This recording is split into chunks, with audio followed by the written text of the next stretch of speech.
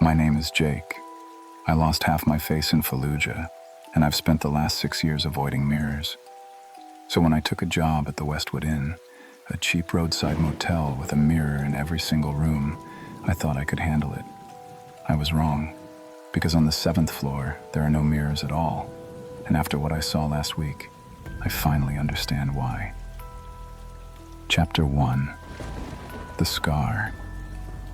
Let me start with the face. The left side looks normal enough. Brown skin, a few lines around the eye, stubble I forget to shave most mornings. Standard issue. The right side is where things get difficult. The explosion took a chunk out of my cheek, part of my jaw, and most of the ear. They rebuilt what they could with skin grafts and titanium pins, but it doesn't move right. When I talk, only half my mouth works. When I smile, if I ever do, it looks like my face is trying to tear itself in half. I don't look at mirrors anymore. Haven't in years. I know what's there. I don't need the reminder. After I got discharged, I tried a bunch of jobs. Construction, too much sun, too many stairs. Warehouse work, too isolated, too much time in my own head. Delivery driving. Customers would open the door, see my face, and freeze. You can see it in their eyes, the flinch, the pity, the fear. So I ended up here. Westwood Inn, a 2-star motel off Route 9, stuck between a dying truck stop and a stretch of woods no one goes into. The kind of place people stay when they're too tired to keep driving or too broke to afford anything better. The pay is garbage, but the owner, a man named Leonard, doesn't ask questions. That's worth more than money. Leonard's old, 70, maybe 80. Hard to tell. He wears the same flannel shirt every day and walks with a limp that makes me think he saw his own war a long time ago. When I came in for the interview, he looked at my face for about 2 seconds, then looked me in the eye. "You good with your hands?" he asked. "Good enough." "You show up on time?" "Always." "Then you're hired." That was it. No questions about my service record, no awkward silences, no pity, just a job. I started 3 weeks later. Front desk, maintenance, cleaning when we're short-staffed. The motel's got 60 rooms spread across 7 floors. It's old. The carpets are stained, the wallpaper's peeling, and the heating system sounds like it's trying to summon something every time it kicks on. But it's steady work, and steady's all I need. The rooms are basic. Bed, nightstand, TV bolted to the wall, bathroom with a shower that drips no matter how tight you turn the knob, and mirrors. Every single room has at least one, usually above the sink, sometimes a full-length one by the closet. A couple of the deluxe rooms on the 3rd floor even have mirrored closet doors. I avoid those rooms when I can. When I can't, I keep my eyes on the floor. But here's the thing I noticed after my first week. The 7th floor doesn't have mirrors. Not one. I didn't think much of it at first. Maybe they got removed during a renovation. Maybe guests kept breaking them. But then I started paying attention. Every other floor, 1 through 6, has the standard setup. Mirrors in every bathroom, mirrors by the closets. Even the damn ice machine on the 3rd floor has a reflective steel panel you can see yourself in. But the 7th floor? Nothing. The walls are painted a strange off-white color, almost yellow under the hallway lights. The carpet's a deep red, like wine that's been sitting too long. The doors are wooden, older than the rest of the building, with brass numbers that don't match the cheap plastic ones on the other floors. And it's quiet up there. Too quiet. I asked Leonard about it once, casually, while we were restocking toilet paper in the supply closet. "Hey, boss, how come the 7th floor doesn't have mirrors?" He didn't look up, just kept counting rolls. "Long-term guests prefer it that way." "Long-term?" "Yeah, folks who stay a while. They like their privacy." "Privacy from what?" He stopped counting, looked at me, not unkindly but firm. "Jake, you seem like a smart guy. So I'm going to give you some advice. Don't ask questions about the 7th floor. Just clean the rooms when they check out, restock the linens, and move on. Understand? I nodded. He went back to counting. That should have been the end of it. Should have been. Chapter 2, Room 709. It started 3 nights ago. A guest checked in around 11 p.m. I was working the graveyard shift, which I prefer. Fewer people, fewer stairs. Just me, the hum of the vending machines, and whatever's on the security monitors. The guy who walked in looked normal enough. Mid-30s, business casual, rolling suitcase. The kind of tired face you see on every traveler who's been on the road too long. He didn't make eye contact, just slid his credit card across the counter. I need a room, 7th floor if you've got it. I blinked. Most people don't request the 7th floor. Most people don't even know it exists unless they've stayed here before. You sure? We've got openings on 3 and 5. Quieter. 7th floor, he repeated. His voice was flat, empty. I checked him in. Room 709. Handed him the key, a real metal key, not a card. Leonard still uses the old school locks up there. Enjoy your stay, I said, though I'm not sure why. He took the key without a word and disappeared into the elevator. I didn't think about him again until the next morning.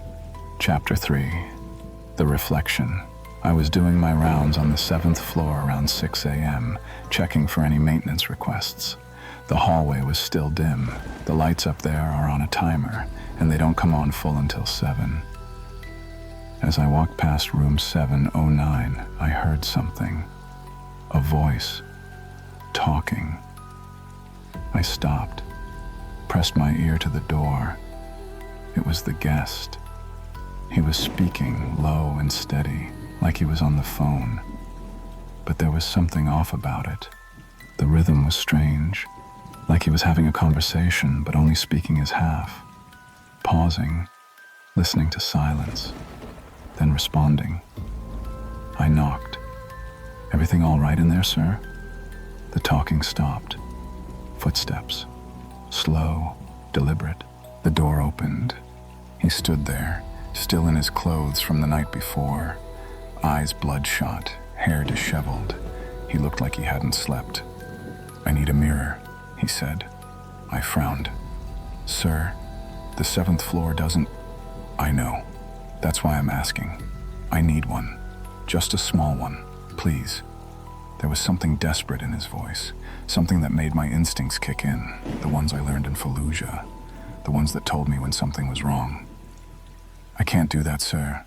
It's motel policy. His jaw tightened. Then I'll get my own. He shut the door.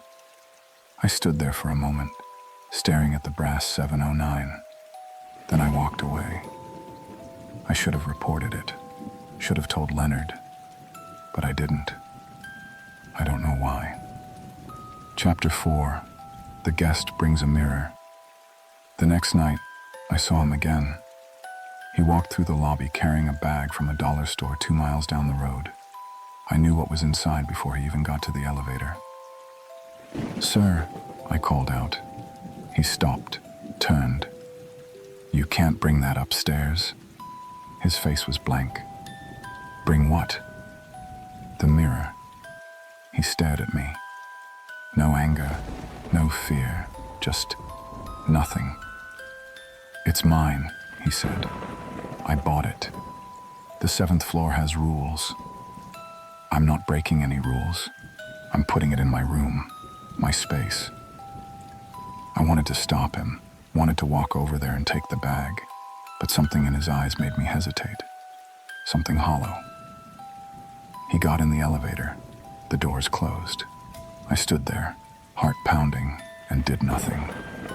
Chapter 5, The Double. The next morning, I went up to check. I had to. I don't know why, but I had to. Room 709's door was slightly open. I knocked. Housekeeping. No answer. I pushed the door open slowly. The room was a mess, bed unmade, suitcase open on the floor, clothes scattered everywhere. and on the wall above the desk was the mirror, a cheap rectangular one, maybe 2 feet across, propped up with duct tape. But that's not what made my blood run cold. It was the man. He was standing in front of the mirror, staring at his reflection, and his reflection was staring back. But they weren't moving together. The man in the room was perfectly still, arms at his sides, breathing shallow. The man in the mirror was smiling. I froze. Then the reflection tilted its head. Slowly, deliberately. The real man didn't move. The reflection's smile widened, and then it raised one hand, waved, at me. I stumbled backward into the hallway, slammed the door shut, and ran. Chapter 6. The delay. I didn't go back to the 7th floor for 2 days. I couldn't. Every time I thought about it, I saw that smile, that wave. But on the 3rd day, Leonard called me into his office. "Jake, we've got a problem." "What kind of problem?" "Room 709. Guest hasn't checked out, hasn't answered his phone, and housekeeping says the door's locked from the inside." My stomach dropped. "You want me to check?" Leonard nodded. "Take the master key, see if he's all right." I didn't want to. God, I didn't want to. But I went. The 7th floor was darker than usual. Half the lights were out. The ones that were on flickered weakly, buzzing like dying insects. I walked down the hall to room 709, knocked. "Sir, this is maintenance. I need to check on you." Nothing. I slid the master key into the lock, turned it. The door opened. The room was freezing. My breath misted in front of me. The man was sitting on the bed, facing the mirror, perfectly still. "Sir." He didn't move. I stepped closer. That's when I saw it. In the mirror, his reflection was moving. It was packing the suitcase, folding clothes, zipping it shut. But the real man, sitting on the bed, was frozen. I watched, unable to move, as the reflection in the mirror finished packing, stood up, and walked toward the door. In the mirror, not in the room. The reflection reached the mirror's edge and stepped out, into the room. I screamed. The reflection turned and looked at me. It had his face, his clothes, his everything, but its eyes were wrong, too wide, too bright. It smiled. "Thank you," it said in his voice. Then it walked past me, out the door, down the hall, into the elevator. I stood there, shaking, staring at the man still sitting on the bed. He was breathing, barely. I stumbled forward, grabbed his shoulder. "Hey, hey!" He blinked, slowly, like he was waking from a dream. He turned his head toward me. His eyes were empty. "Where am I?" he whispered. Chapter 7. The Protocol. Leonard found me in the hallway 20 minutes later. I was sitting on the floor, back against the wall, staring at nothing. He didn't ask what happened. He just looked at room 709, then at me. "You saw it." I nodded. He sighed, rubbed his face. "The mirror protocol," he said. "It's been in place since 1987. No mirrors on the 7th floor. Ever. Because of this." "What? What was that?" "Reflections," Leonard said. "They're not just images, Jake. They're possibilities. Alternate yous. Echoes of what you could be. Most of the time they stay where they belong. But on the 7th floor, the walls are thin. Time moves differently up there. And if you bring a mirror into that space..." He trailed off. "The reflection gets out," I finished. "And it replaces you." I looked up at him. "What happens to the original?" Leonard's face was grim. "They fade. Slowly. Like they were never really there to begin with." Chapter 8. 3 seconds behind. That was a week ago. The guest, the real one, was taken to a hospital. Leonard made some calls, pulled some strings. The official report says he had a psychotic break. Nobody asked questions. But the reflection, the thing that walked out of that room, it's still out there. And here's the part that keeps me up at night. 2 days ago, I started seeing myself, not in mirrors, I still avoid those, but in windows, in the black screens of turned-off TVs, in the polished steel of the elevator doors. And my reflection? It's always 3 seconds behind me. I'll raise my hand. 3 seconds later, my reflection does the same. I'll turn my head. 3 seconds later, it follows, like it's learning, like it's catching up. Leonard says it's because I went into room 709, because I was exposed. He says the only way to stop it is to never look at my reflection again. Ever. No mirrors, no windows at night, no reflective surfaces. Because if I see it catch up to me, if I see it move at the same time I do, that's when it'll step out, and I'll be the one stuck inside. So now I work the night shift at the Westwood Inn, a man with half a face and a reflection that's hunting me. I don't look at mirrors, I don't look at windows after dark, and I never, ever go to the 7th floor. But every night when I pass the elevator, I see the brass doors, and in them I see myself, 3 seconds behind, smiling, the guest who knows. There are certain things about the day I lost half my face that no one could possibly know. The exact time, the smell, the way the dust looked hanging in the air after the blast. I've never told anyone those details. Not the doctors, not the VA, not even myself most days. So when an old woman checked into the Westwood Inn and recited them back to me like she was reading from a script, I knew something was very, very wrong. Chapter 1. The Things I Don't Talk About. March 14th, 2007. Fallujah, Iraq, 9:47 a.m. I know the time because I checked my watch 30 seconds before it happened.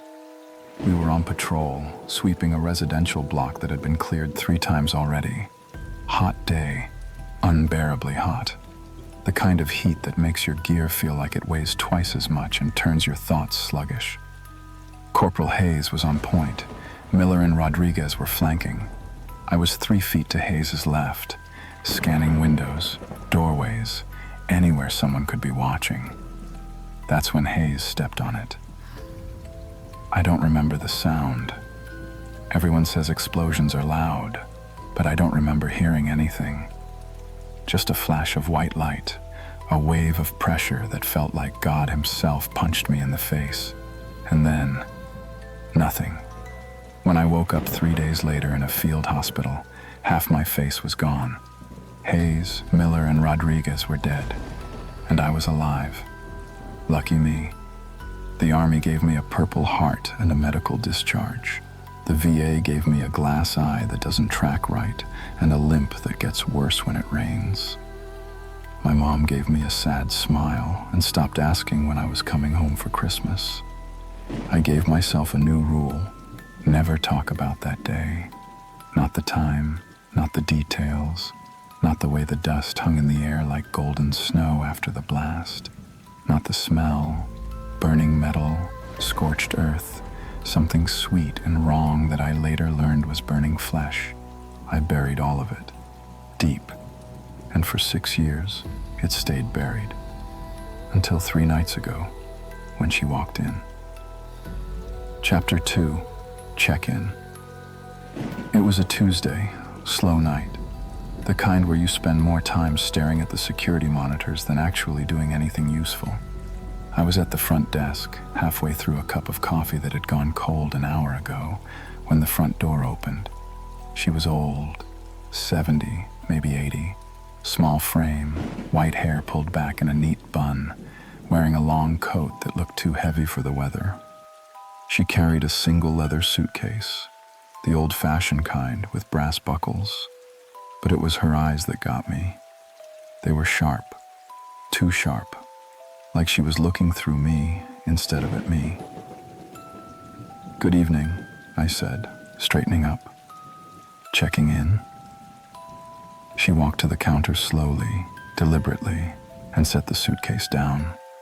When she looked up at me, her gaze went immediately to the right side of my face, the ruined side. Most people flinch, or they stare for a second too long, then look away quickly, pretending they didn't notice. She didn't flinch, didn't look away. She smiled. "Room for one night, please," she said. Her voice was soft, almost warm, but there was something underneath it, something that made the hair on the back of my neck stand up. "Sure thing. I'll need an ID and a credit card." She slid both across the counter. I glanced at the ID, Eleanor Finch, age 81, address in Pennsylvania. I typed her information into the system, handed back her cards, and gave her a key to room 34, third floor, nice and quiet. "Enjoy your stay, Miss Finch." She took the key but didn't move, just stood there staring at me. "You were in Fallujah," she said. I froze. "Excuse me?" "Fallujah, Iraq. You were there." My throat tightened. "How did you—" "March 14th, 2007, she continued, her voice steady, clinical. 9:47 a.m. You were standing 3 feet to the left of Corporal Jonathan Hayes when the IED detonated. The blast radius was approximately 15 feet. The device was buried in a pile of rubble near the southeast corner of the building. You checked your watch 30 seconds before it happened. My heart stopped. She tilted her head slightly, studying me like I was something under a microscope. "The dust," she said. "Do you remember the way it hung in the air? Like tiny particles of gold. Beautiful, really. And the smell. Burning metal, scorched earth, and something else. Something sweet. I couldn't breathe." "How do you know that?" My voice came out hoarse, barely above a whisper. She smiled again. Not unkindly, but there was something wrong with it. Something hollow. "I was there, Jake." No, you weren't. You didn't see me," she said, "but I was there." She picked up her suitcase and turned toward the elevator. "Good night, Jake. Sleep well." And then she was gone. I stood there for a full minute, staring at the empty lobby, my hands shaking. Chapter 3. The Search. I didn't sleep that night. Instead, I sat at the front desk, staring at Eleanor Finch's information on the computer screen. I Googled her name, found nothing unusual. A woman in Pennsylvania with no criminal record, no social media, no red flags. But that didn't matter. She knew things. Things she shouldn't know. Things no one could know. I pulled up the Army report, or tried to. It's classified, buried in some database I don't have access to. But I remember what it said. I remember every word. Time of incident, 9:47 a.m. Location, Southeast Residential Block, Fallujah. Casualties, Corporal Jonathan Hayes, Private First Class David Miller, Specialist Carlos Rodriguez. Survivors, Sergeant Jake Mercer. I was the only one who walked away, and now this woman, this stranger, knew details that exist only in that report and in my nightmares. I checked the security footage, watched her walk through the front door, check in, take the elevator up to the 3rd floor. Nothing unusual, just an old woman with a suitcase. But when the elevator doors closed, she looked directly at the camera and smiled. Chapter 4. The Knock. The next night I was back on shift. I told myself I wouldn't think about her, wouldn't go up to room 34, wouldn't ask questions. But at 2 a.m., I heard a knock on the front desk. I looked up. She was standing there. Eleanor Finch, same coat, same suitcase, but she looked different, paler, thinner, like something was draining out of her. Miss Finch, is everything all right? I need to show you something, she said. Show me what? Your room, 3rd floor. Come with me. I hesitated. Every instinct I had, every survival skill I learned in Fallujah told me not to go, but I went anyway. We rode the elevator in silence. She didn't look at me, just stared straight ahead, hands folded over her suitcase. When we reached the 3rd floor, she led me down the hall to room 34. She opened the door. The room was empty. No bags, no personal items, just the standard motel setup. But on the bed, laid out carefully, were photographs, dozens of them. I stepped closer. They were pictures of Fallujah, the exact street where the IED went off, the exact building, the exact pile of rubble. And in every single photo, I was there. Me, in uniform, checking my watch, scanning windows, standing 3 feet to the left of Hayes. Where did you get these? My voice was shaking. I took them, she said. That's impossible. There were no civilians. I wasn't a civilian. I turned to look at her. Her eyes were different now, darker, hollow. Then what were you? She smiled. A witness. Chapter 5, The Confession. I've been watching you for a long time, Jake, Eleanor said, sitting down on the edge of the bed. Since before Fallujah, since before the army, since you were a child. That doesn't make any sense, doesn't it? She gestured to the photographs. Look closer. I picked up one of the photos. It was me, age 7, standing in my childhood backyard. I remembered that day, my birthday party. My mom had taken pictures, but this wasn't one of hers. The angle was wrong. It was taken from the woods behind our house, from a distance. I picked up another photo, me at 16, walking home from school. Another, me at boot camp, standing in formation. Another, me in Fallujah, seconds before the explosion. You've been following me, I whispered. Not following, she corrected. Observing. Why? She stood up slowly, walked to the window, and looked out at the empty parking lot. Because you were marked, Jake. The moment you were born, I've been assigned to you. Assigned? By who? She turned back to me. Her face was calm, but her eyes... God, her eyes were wrong. Too deep. Too empty. By the ones who decide, she said. The ones who watch. The ones who record. You're insane. Am I? She gestured to the photographs. Then explain these. Explain how I know the exact time of the explosion. Explain how I know what you saw, what you smelled, what you felt. I couldn't. You're one of the marked, Jake. You survived when you shouldn't have, and now you're connected to us, to the watchers, to the record. What record? She smiled. The one that never ends. Chapter 6, The Offer. I don't understand, I said, my voice barely steady. Eleanor sat back down, folding her hands in her lap like a school teacher about to deliver a lecture. Let me make it simple, she said. There are people, entities, if you prefer, who exist outside your understanding of time. We don't live in it the way you do. We observe it, record it, every moment, every choice, every death. And you're one of them. I'm a recorder. I document lives, specifically lives that intersect with significant events. The explosion, among other things. I shook my head. This is insane. You're telling me you're some kind of... what? Angel? Demon? Neither. I'm a function, like gravity, like time itself. I exist because I must. She stood and walked closer to me. Too close. You were supposed to die in Fallujah, Jake.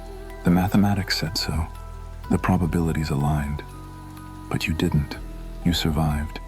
And when that happens, when someone breaks the pattern, we take notice. So what? You've been stalking me for 6 years because I got lucky? Lucky, she repeated, almost amused. Is that what you call it? 3 men dead. Half your face gone. A life spent hiding from mirrors and memories. Does that feel lucky to you? I didn't answer. You're not lucky, Jake. You're marked. And the marked always end up here. Here? She gestured around the room. The Westwood Inn. This place exists outside the normal flow. It's a way station, a crossroads. People like you, people who've slipped through the cracks, always find their way here eventually. Why? Because you're useful. My blood went cold.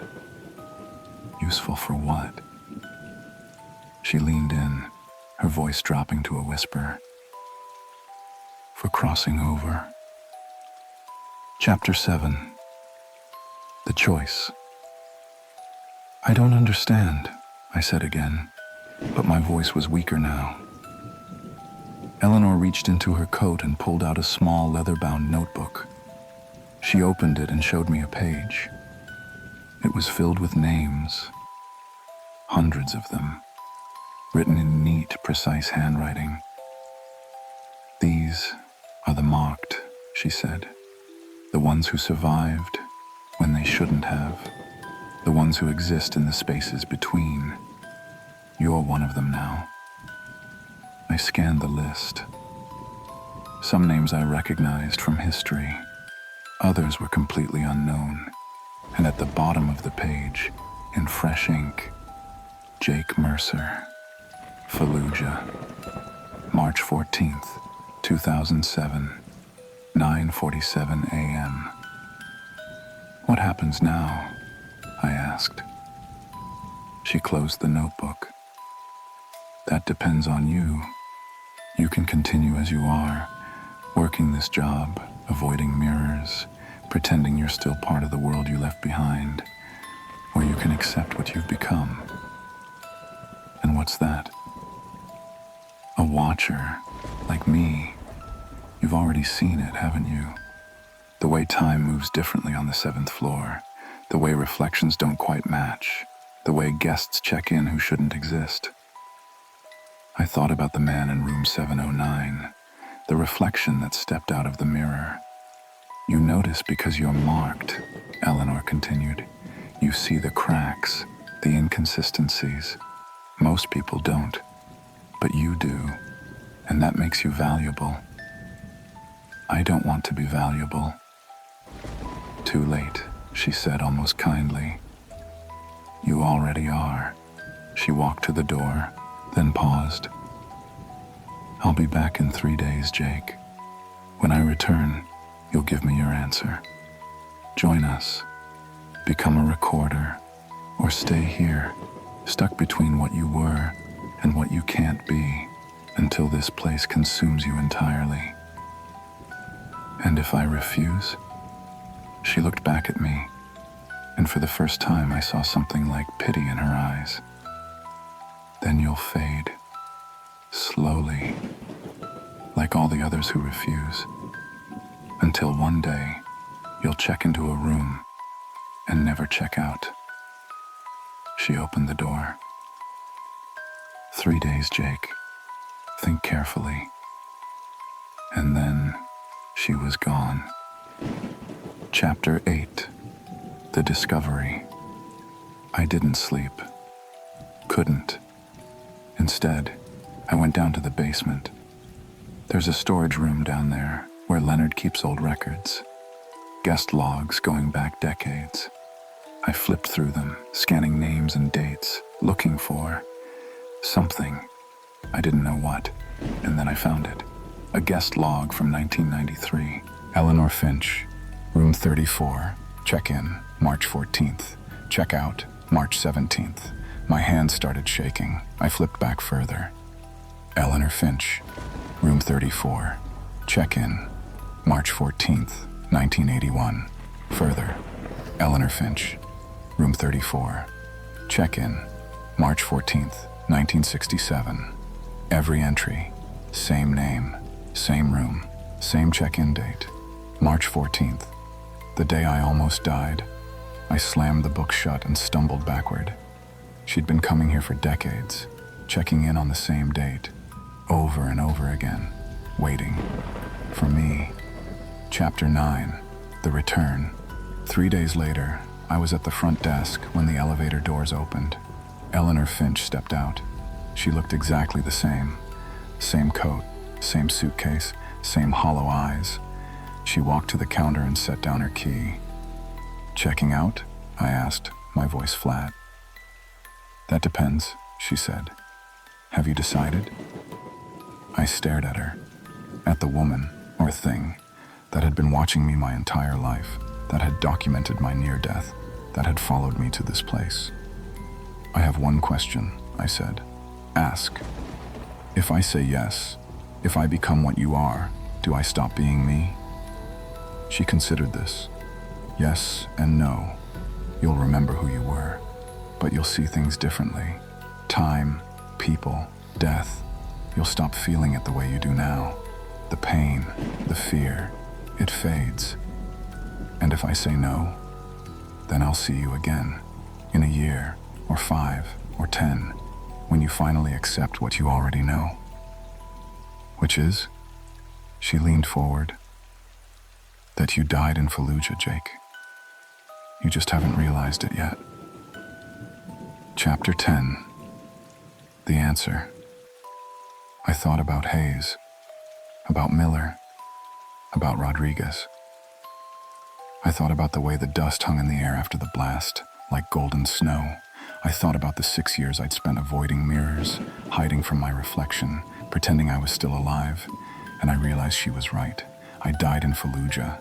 Everything since then has been borrowed time. "I'll do it," I said quietly.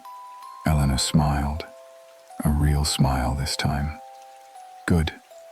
She reached into her coat and pulled out a small glass vial. Inside was a dark liquid, thick and viscous, almost black. "Drink this," she said. "It won't hurt. You'll just stop." "Stop what?" "Dying." I took the vial, held it up to the light. It didn't reflect anything. "What happens after?" "You'll see," she said. "Everything." I uncorked the vial and drank. Chapter 11. The Change. It didn't taste like anything. For a moment, nothing happened. And then the world shifted. Colors became sharper. Sounds became clearer. I could hear every breath Eleanor took, every creak of the building, every hum of the lights. But more than that, I could see. I could see the threads. Thin, silver lines connecting everything. People, objects, moments. All of it woven together in a vast, incomprehensible pattern. And I could see them marked. Guests in the lobby who weren't really there. Shadows moving through walls. Reflections that didn't match their sources. "You see it now," Eleanor said. I nodded, unable to speak. "Welcome, Jake. You're one of us now." She handed me a leather notebook, just like hers. "Your first assignment is simple. Watch, record, document the marked as they pass through. And when they're ready, when they finally accept what they are, you'll offer them the same choice I offered you." I opened the notebook. The first page was blank, except for one name written in silver ink.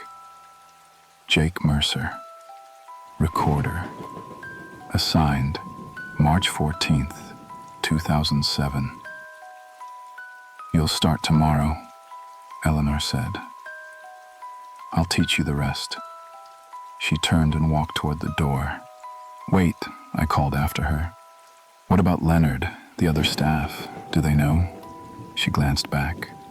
Leonard's been marked for 40 years. He just hasn't accepted it yet. And then she was gone. Chapter 12. The New Shift. That was 2 weeks ago. I still work at the Westwood Inn, still run the front desk, still brew the same bitter coffee. But now I see things differently. I see the guests who aren't really alive, the ones who died years ago and don't know it yet. I see the threads connecting them to their moments, the decisions that brought them here, and I record them, every name, every date, every story. Last night, a man checked in, middle-aged, sad eyes, wedding ring on his finger. When I looked at him, I saw the thread. It led back to a car accident. 5 years ago, his wife died. He survived, or so he thinks. "Room for one night," he said. "Sure thing," I replied, handing him a key. "Room 34, 3rd floor." He took the key and walked to the elevator. I watched him go, and I wrote his name in my notebook. David Kramer, marked, Highway 61, July 9th, 2019. In 3 days, I'll visit him. I'll tell him what he is, and I'll offer him the choice, because that's what I do now. I'm Jake Mercer. I died in Fallujah, and now I watch the others who died and don't know it yet. Welcome to the Westwood Inn, where the marked come to rest, and where I'll be waiting forever. The radio station. I thought the radio was broken. It's been sitting in the lobby corner for years, covered in dust, dial stuck on static. But 3 nights ago, it started broadcasting. Not a normal station, something else. The DJ knows things he shouldn't. My name, my past, the names of men who died in Iraq. And last night, he said something that made my blood freeze. "Jake, your friends are waiting. Tune in tomorrow for your final broadcast." Chapter 1. The Relic. The radio sits on a corner table in the Westwood Inn lobby, next to a plastic plant that's supposed to look like a fern, but fools no one. It's an old thing, wood cabinet, brass dials, fabric speaker grill that's torn in 3 places. The kind of radio your grandparents had in their living room in the 1950s. When I started working here 3 years ago, I asked Leonard about it. "Does it work?" He glanced at it, then back at his newspaper. "Used to. Doesn't anymore." "You want me to throw it out?" "No, leave it. Gives the place character." So I left it. And for 3 years, it sat there collecting dust, the dial frozen on 66.6 FM, a frequency that doesn't exist. Just static, dead air, until 3 nights ago. Chapter 2. The first broadcast. I was working the graveyard shift. Tuesday night. Slow. No guests checking in. No calls. Nothing but the hum of the ice machine down the hall and the occasional creak of the building settling. It was 3 a.m. when I heard it. Music. Faint at first. So faint I thought I was imagining it. But it got louder, clearer. Big band music. Swing. The kind my grandfather used to listen to. Horns and drums and a crooner singing about lost love and cigarette smoke. I looked around. The lobby was empty. The TV was off. The vending machines only hummed. Then I realized it was coming from the radio. I walked over slowly, staring at the old wooden box. The dial was still stuck on 66.6 FM, but the speaker was alive, the fabric grill vibrating with sound. The song ended, and a voice came through, smooth, warm, like honey poured over gravel. "Good evening, night owls. You're listening to Wend, 66.6 on your FM dial. I'm your host, Vincent Cross, and we've got a beautiful lineup for you tonight.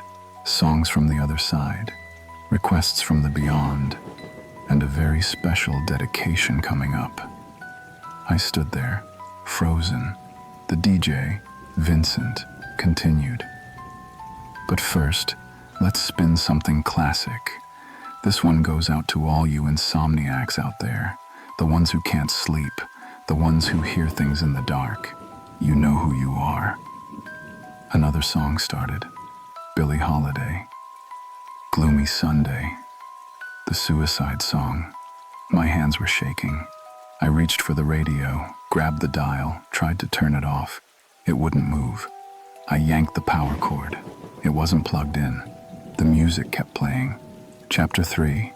The dedication. I watched the radio for the next hour, too afraid to move, too curious to leave.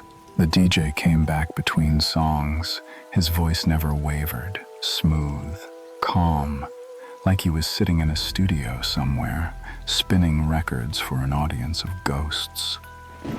That was Billie Holiday with Gloomy Sunday, a classic, a favorite among the departed. He chuckled softly. Now, we've got a request coming in. Let's see.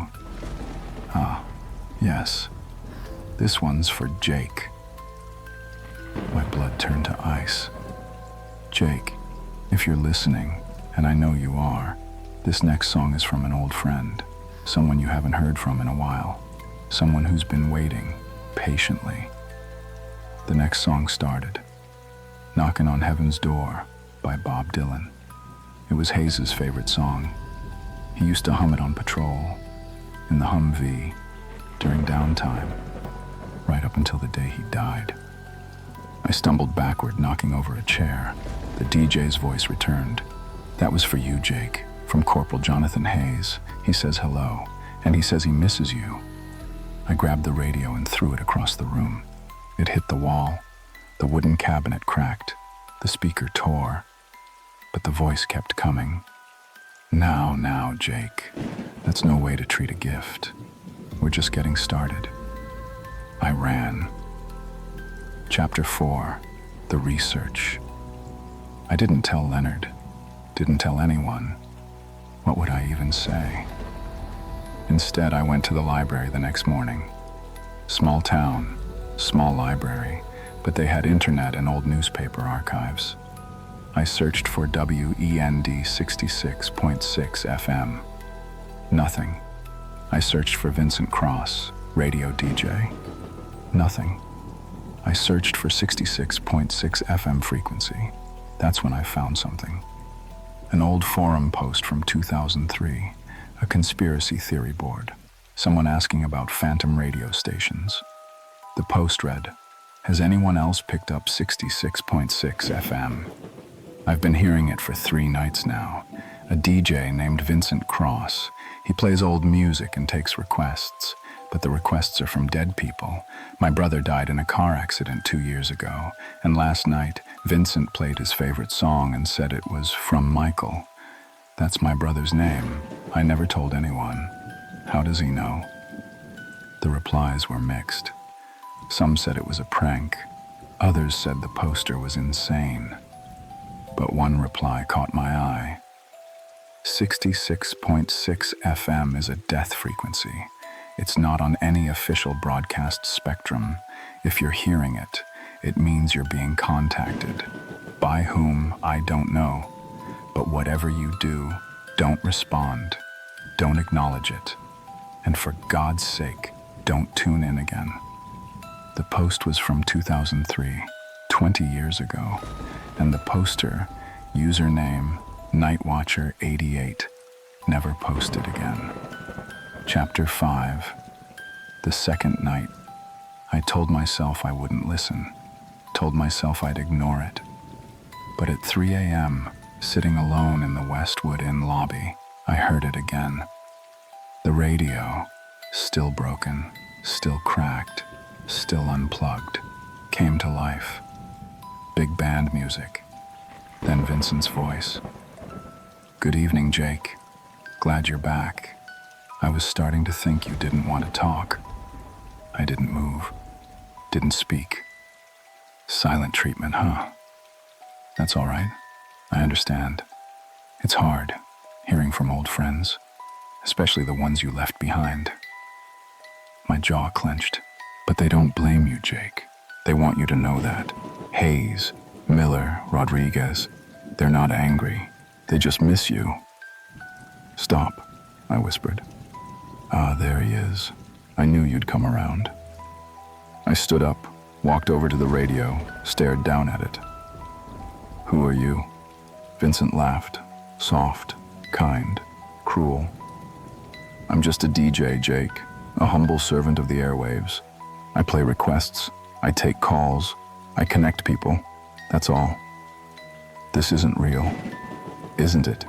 You heard Hayes' song, you know it was his favorite, you know he's the only one who'd request it. He's dead. Exactly. I wanted to smash the radio again, wanted to throw it out the window, but I couldn't move. What do you want from me? Vincent sighed like a teacher disappointed in a student. I don't want anything, Jake, but your friends do. They've been trying to reach you. They have a message. What message? Tune in tomorrow night, 3 a.m. They'll tell you themselves. The radio went silent, static, then nothing. Chapter 6, The Call. I didn't sleep, couldn't. By the time my shift ended at 6 a.m., I was a wreck. Shaking, sweating, seeing things in the corners of my vision that weren't there. I went home, tried to rest, couldn't. At 2:45 a.m. the next night, I was back at the Westwood Inn, sitting in the lobby, staring at the radio, waiting. 3 a.m. came. The radio turned on.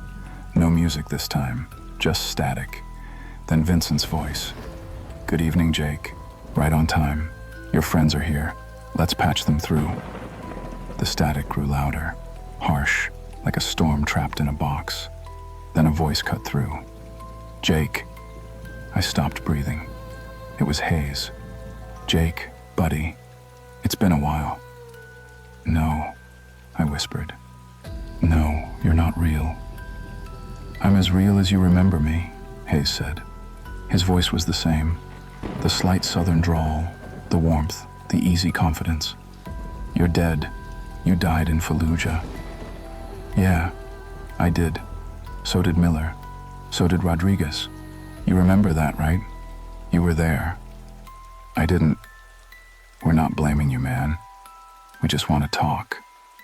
Another voice joined in. Miller. Hey, Jake. Miss you, brother. Then Rodriguez. Been a long time, Sarge.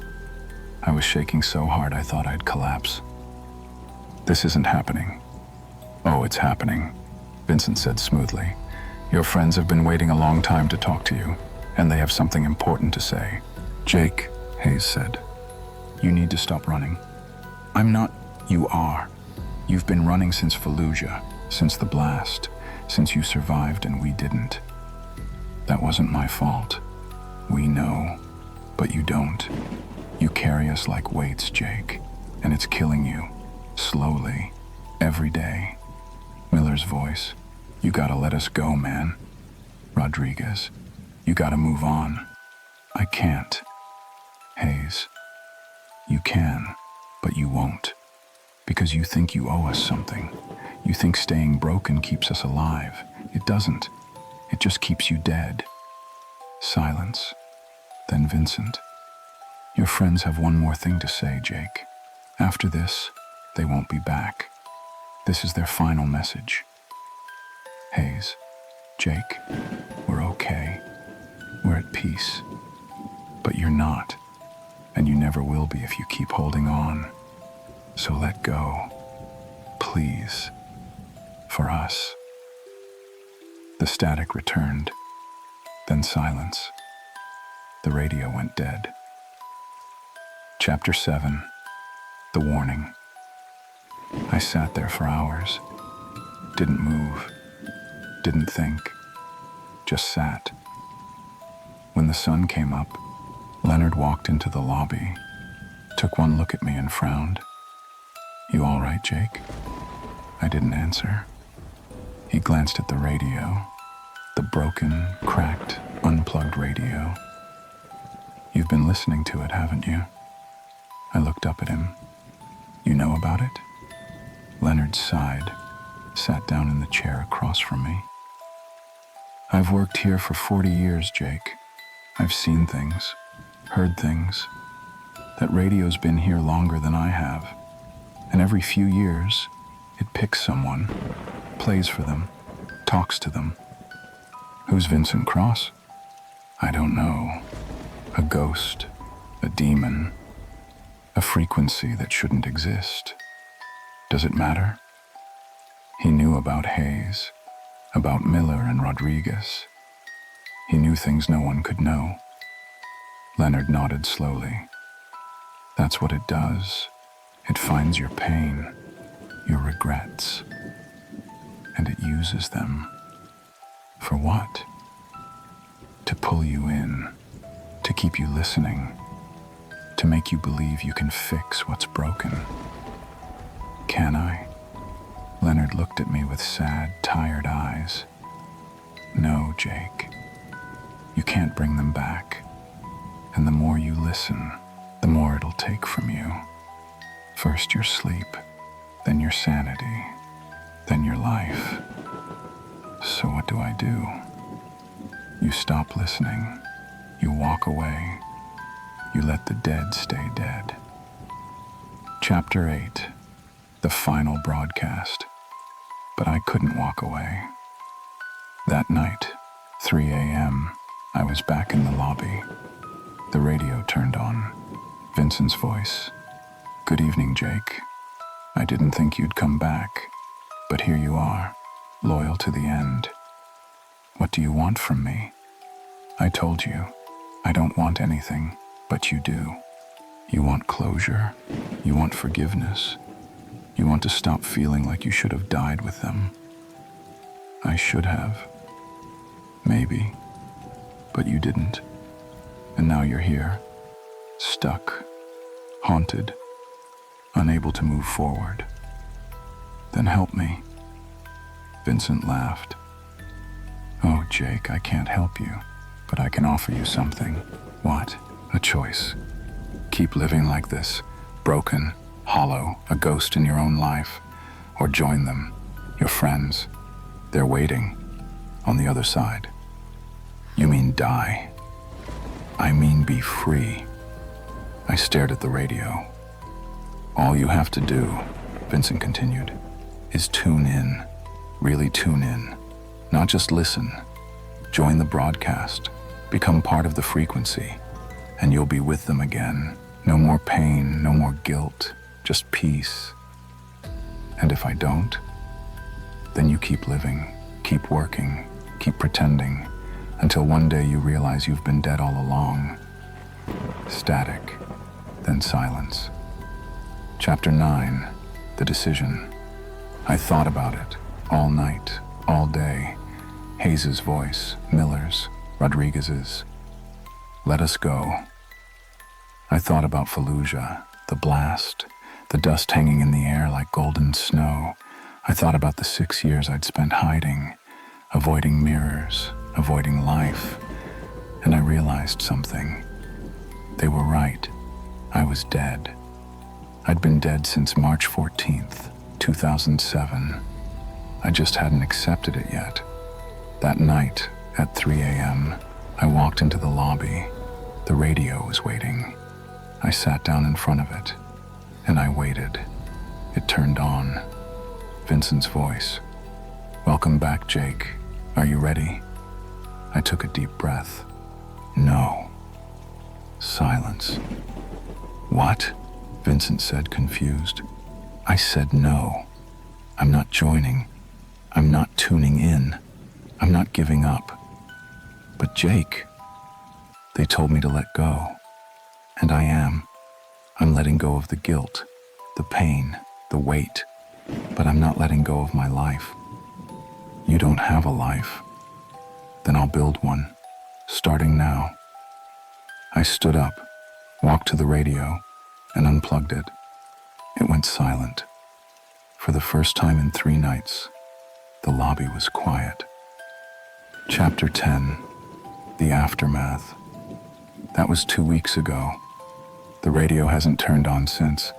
I still work at the Westwood Inn, still run the night shift, still drink bad coffee and watch the empty parking lot. But something's different now. I don't feel dead anymore. I went to the VA, started therapy, started talking about Fallujah, about Hayes, Miller, Rodriguez. It hurts. God, it hurts. But it's the kind of pain that means you're alive. Leonard asked me about the radio last week. You done with it? Yeah. Good. That thing's caused enough trouble. He picked it up, carried it to the dumpster out back, and tossed it in. I watched it fall, and I felt lighter. Chapter 11. The New Frequency. But here's the thing. Last night, I was driving home from my shift, radio on, scanning stations, and I heard it. 66.6 FM, Vincent's voice. Good evening, night owls. You're listening to Wend, your station for the lost and the lonely. We've got a special dedication tonight. This one's for Sarah, from her mother. She's been trying to reach you, dear. Won't you tune in? I changed the station, fast, because I realized something. Vincent Cross isn't gone. He's never gone. He's always broadcasting, always waiting for the next broken soul, the next lost listener, the next person who can't let go. And somewhere out there, someone's tuning in right now, hearing their dead loved one's voice, being offered the same choice I was. I just hope they say no. Chapter 12. The Warning. If you're reading this, and you've ever heard a radio station that shouldn't exist, if you've heard a DJ who knows your name, your past, your pain, if you've heard voices of people you've lost, don't listen, don't respond, don't tune in, because 66.6 FM isn't a radio station. It's a trap. And Vincent Cross isn't a DJ. He's a collector of souls, of guilt, of people too broken to fight back. I fought back, and I'm still here. But I know he's still out there, broadcasting, waiting for the next Jake, the next person who thinks they deserve to die. So if you hear him, if you hear that smooth, warm voice offering you peace, remember this. The dead don't need you to join them. They need you to live. For them, for yourself, for everyone who didn't make it. That's what Hayes told me, and he was right. My name is Jake Mercer. I work at the Westwood Inn. I lost half my face in Fallujah, and I'm still alive, still fighting, still here, and I'm never tuning in again.